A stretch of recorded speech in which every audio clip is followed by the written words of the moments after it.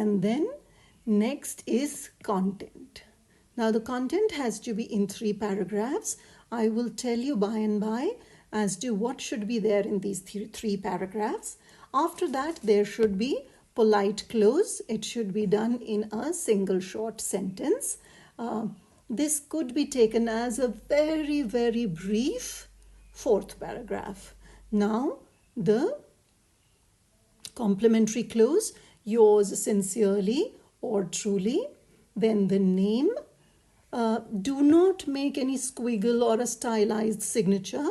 Just write in your running hand name, and then write in all caps name. Make sure it is the complete name, the first name as well as the surname, because it is a formal letter, so you do not use only your first name or only your last name.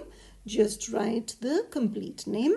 Then write the designation, if there is any, and make sure it is in the same order. Signature first, then in all caps your name, and then the signature. After that, if there are any documents which you are sending along with this letter, so you will write enclosed, and if it is required. If there's nothing enclosed, then it is fine. It could be a check or a demand draft, or it could be a voucher, bill, and it should make sure it is always a photocopy. Check, of course, would be the original, but in case there's letter of complaint, etc., then you will add the photocopies of it, because you will keep the original with yourself. The enclosed could be enclosure or enclosed. There's no need to actually write the complete word. Now, enclosure is noun, whereas enclosed is verb. So their respective abbreviations are like so given here. Now, if there's more than one document which is being enclosed, then you mention and you write number 1, number 2. There could be more than 2 also. So you move on to the next, but it should be one below the other. Now, certain people have asked me about the spelling of inquiry also. Now, it could be inquiry with I and inquiry with E. You just follow what is mentioned in the question. Earlier, people differentiated between inquiry is just simple asking something if it is beginning with E. But if it is beginning with I and inquiry, it would be something to do with investigation, trying to find out certain things and reaching a conclusion. Now we use it these days interchangeably. So I hope there are no doubts till now. Then we come to the guidelines. What should your language be like? How should you write it? The language of the letter should be formal and pleasant. The idea is to evoke a favorable response, address only specific issues.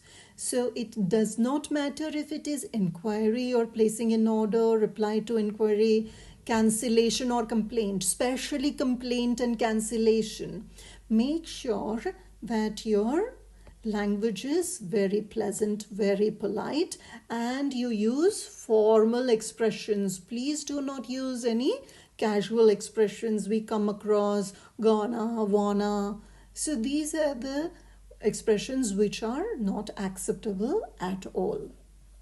Now, the letter should be precise. That means only you talk about the matter at hand. Do not beat about the bush, and to the point.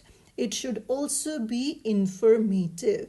So a business letter, you are writing to some business. Business itself means busyness. So for a person who is busy, if you are being brief and to the point, nothing could be appreciated more by that person. So do not write anything extra. Moreover, in your board exam also, the word limit is only 120 to 150 words. So as far as your content is concerned, please stick to that word limit. So in case of complaint, the date of purchase, the number of items, the cash memo number, the delivery voucher number should be mentioned, and the same thing should be enclosed. A photocopy of that should be enclosed, right? Now, brevity and organization are characteristics of a good business letter. I've already told you to be brief, be to the point. I've done that in the earlier part. So more of the same. And organization. I am going to, children, tell you a formula which you can keep in mind for these business letters, and you will be sorted. So